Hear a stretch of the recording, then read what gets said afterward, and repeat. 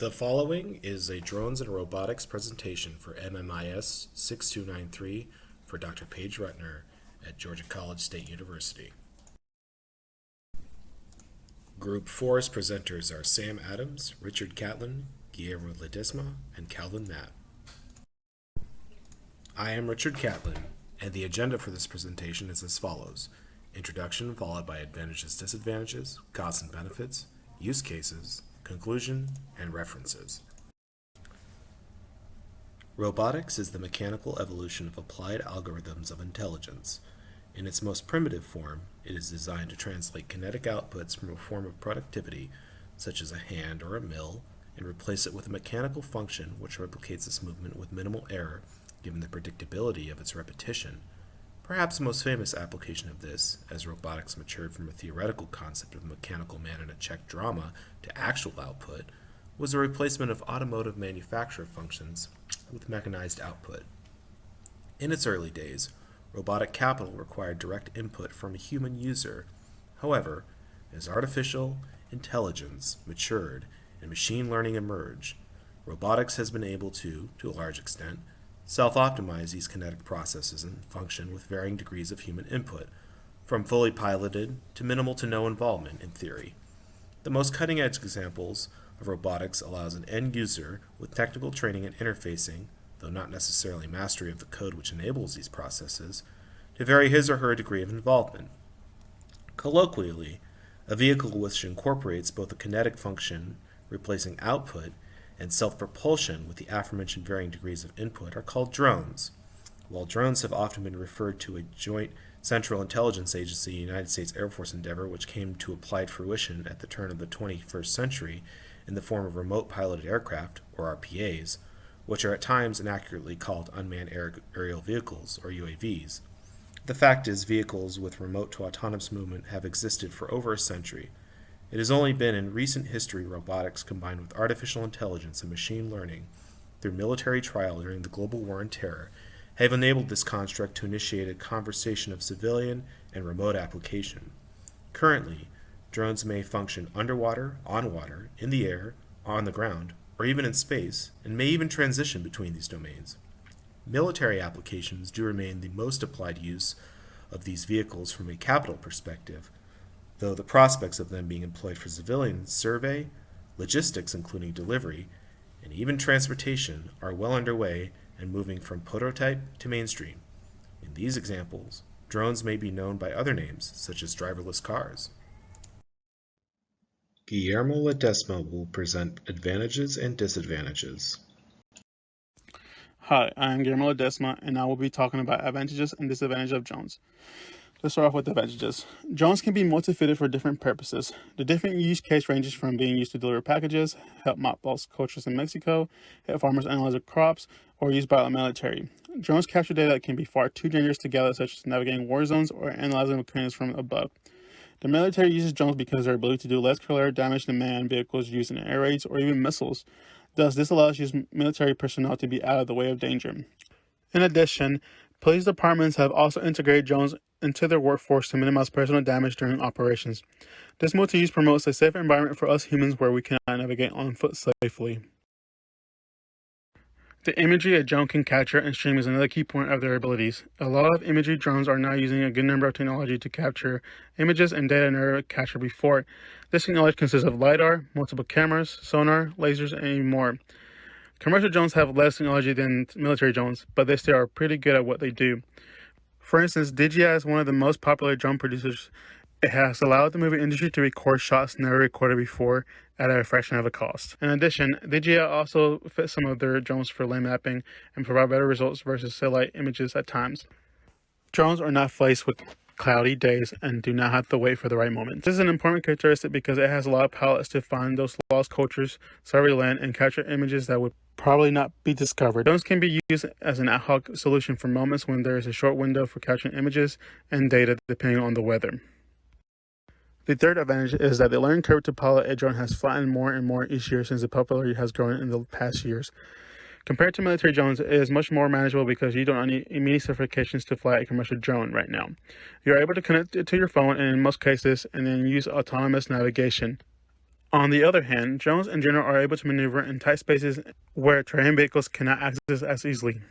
The combination of easy use, low price entry, multi-purpose use, it really has sparked the popularity of drones.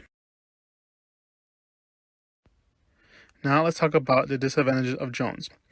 Drones are another medium of tools, and they should not be taken lightly. With the popularity of drones, a lot of people became new pilots with very minimal training or knowledge. I became an early adopter and realized that training and more knowledge would have benefited me. This would have prevented me from breaking a lot of propellers, but most importantly, become a better pilot.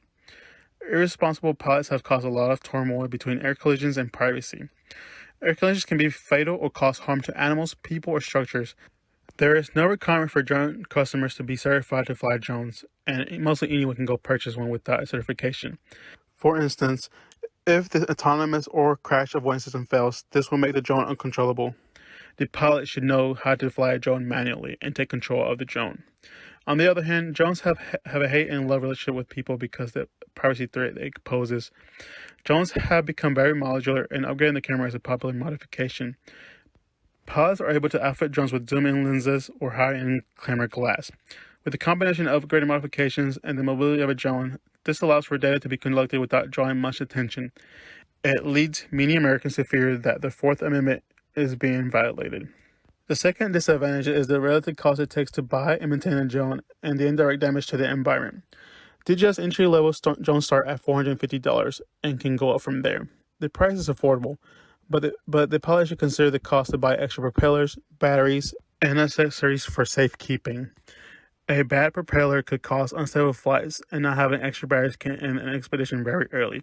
For instance, DJI's average flight time for the drones is 30 minutes, and it can potentially be less depending on the weather. It may seem like ample time, but the battery drains pretty quickly from my experience. If you don't pay attention, you can crash your drone. It can potentially destroy habitats if the drone is not recoverable. The batteries would cause pollution, and drones are not most biodegradable objects. Once you add all the expenses of operating a drone, it adds to a great sum and can lead to even more costs if you crash it. The third disadvantage is that the U.S. has been really slow on passing regulations for drones and other unmanned vehicles due to the rapid popularity of drones. This type of technology is fairly new, and with it brings uncertain laws to apply to use this technology in the public. In 2017, there were only 131 localities in 31 states that enacted drone rules, which left 20 states with minimal or no rules. Contradictions and conflicts between the Federal Aviation Administration, local and state governments in regards to airspace laws even added more confusion to this. There are certain rules for small drones that pertain to commercial and recreational use set by the Federal Aviation Administration. However, there has been no good answer to determine airspace properties to protect landowners from aerial trespassing. This adds ambiguity where drones can be legally flown by pilots. As a result, pilots could get in trouble legally if they do not know of certain laws from one government to another. My name is Sam Adams, and I will be covering the costs, benefits, and potential problems specifically related to drone use. The majority of this will be focused on the use of drones for deliveries, and the costs used in these slides are ultimately being compared to other last-mile delivery modes. For example, ground shipping, FedEx, and USPS. In recent years, there has been a significant increase in the interest in using drones for last-mile delivery. While the allure continues to increase, the potential for issues to arise and obstacles to overcome does not seem to be on the decline. As you may know, the FAA, or the Federal Aviation Administration, is the governing body for regulation of civil airspace in the United States and surrounding bodies of water. In other words, they have many aspects of drone delivery to consider in the coming years and will be the institution making and changing laws that the companies using drones for deliveries will be following. Some of those laws will be governing airspace allocation, flight paths, licensing, and other requirements. Another thing to consider, which is less on governing the use and application of drones and more on the efficiency side of things, is the implications and effects of weather. It is one thing to deliver a package using delivery trucks in inclement weather, and a completely different thing when you have to incorporate flying into the mix.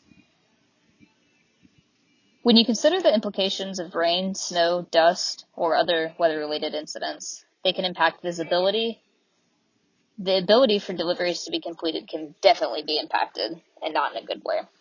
Another factor to consider is where do the drones land to complete the delivery and how to mitigate existing flight paths and landing zones. There have been discussions of landing pads and the ability to call the drone from within an app, but it will be interesting to watch that piece develop as time goes on. Another piece of this to consider is wildlife and animals. Those can be potential obstructions to delivery. For example, guard dogs. The existence of no drone zones also pose a problem for drone delivery. For example, DC is a part of an SFRA, or Special Flight Rules area. Another potential problem is that drones do not have your typical pilots. They are flown unmanned, which make them subject to potential security risks and hacking. The potential benefit for using drones is endless. One benefit that can be realized much sooner than some others are reduced labor costs. Now I know what you're thinking. What about the upfront costs? Yes, those are significant costs, but the cost savings over the long term is experienced sooner than you think.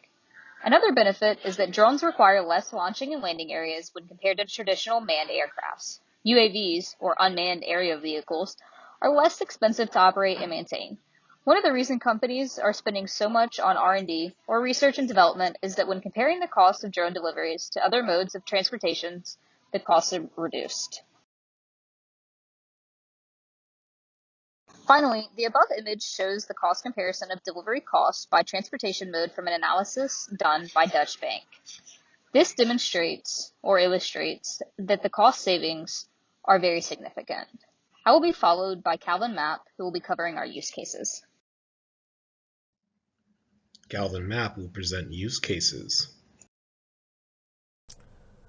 So I would like to mention some of the companies that are currently using robotics and drones in their facilities and operations. So the first companies I'll be mentioning are Fortune 500 companies, one of the top ones, of course, top 20. So I'll first start off with General Motors. So General Motors, they inputted a smart manufacturing program that's reduced the amount of time that it takes to build cars. So robots are actually in the processes of welding and putting other small car parts together, while humans check over those parts and check for quality. And so there are approximately 7,500 robots, and that has probably grown. However, when you add robots to their system, you replace humans. And so I am sure that has caused some backlash, especially in Detroit, where General Motors is a part of their economy, and it brings a lot of jobs. So General Motors has actually also partnered with NASA to create Robonaut 2. So Robonaut 2 is a drone that is on the moon, and it helps the astronauts with their explorers. So Apple uses robots to help test their devices. So Apple tried to use robots to help build their iPhones. In certain parts they were working. However, when it was time to put smaller screws together, they couldn't find a machine that was able to be particular enough to do that. So they decided that humans would be better for that process. And the robots also struggled in delicate processes as well with MacBooks, and it caused a backlash in production with the MacBooks, and humans, of course, had to come cleaning it up. So next I'll be talking about Amazon, and I decided to dive deep into Amazon because that is the company that I currently work for, and I find how their robotics program has really done a good job of innovation and always progressing. So Amazon warehouses around the world use robots. So it started in 2012 when they acquired Kiva Systems. And then from there on, they have grown over to 175 robotic fulfillment centers worldwide. And there are 26 current fulfillment centers where humans work alongside robots.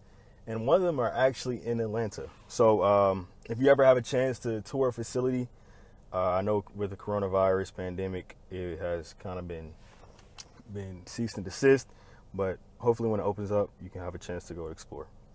So how it works in those facilities, they have barcodes on the floors, and the robots actually go around based off the path that is set by those IT professionals. and they go around and bring the products to the associates so they can actually store those products into bins, and then also so they know where to pick those products at.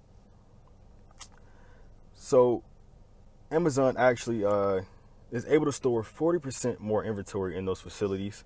I'm sure each facility varies, but that is the main average.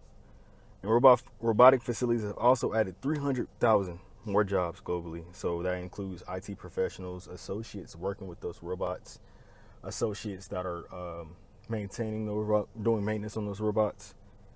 And then, I currently work in a non-robotic center, and we have associates that require breaks, and so do these robots. So in terms of breaks, it's about the same. So I'm sure many of you have heard about the new program that Amazon is doing where they have robots that are actually delivering to your door. So it's called Amazon Scout.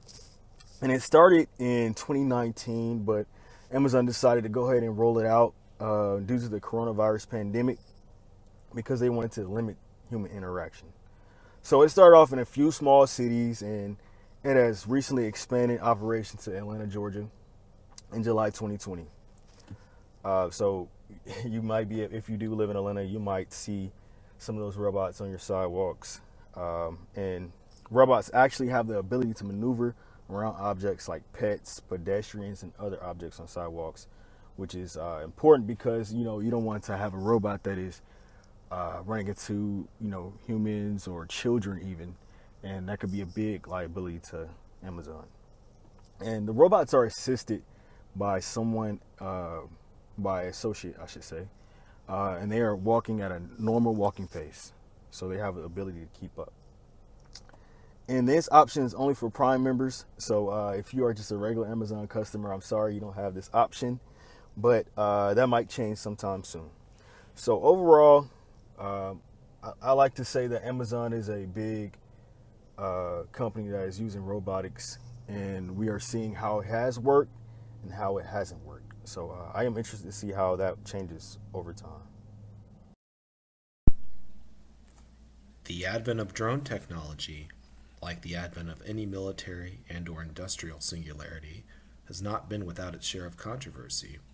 In terms of military applications, the heightened interest in autonomy for lethal and/or intelligence collections methodologies has led some to question the ethics behind continuing to invest energies into development of the technology overall. For example, the infamous withdrawal of Google from Project Maven, which was designed to increase autonomy of military drones and have AI embedded in modular drone software assist humans with vested military authority in identification of entities, such as target versus collateral identification, types of vehicles and buildings a drone would observe through developed machine learning, etc., illustrated a growing divide and uneasiness between drones and military and civilian applications. Of note, Project Maven continues to be developed by the Department of Defense. Indeed, even in civilian application, there is concern of drones overwhelming airspace, polluting safety of flight for other aerial vehicles, congesting the electromagnetic spectrum's ability to transceive other vital communications, impact already rising noise levels, and increase human impact of the environment and ecosystem, among many other concerns. While many critics see a corporate Orwellian and/or military-industrial dystopia on the horizon with the increased number, autonomy, and reliance on drones, certainly they have demonstrated a growing permanency in both military and civilian applications, warranting further human evaluation of ethics, practicality, and collateral effect mitigation. Interest and innovation are only growing, with the combined singularity of robotics, drones, AI, and machine learning only seeking to erupt.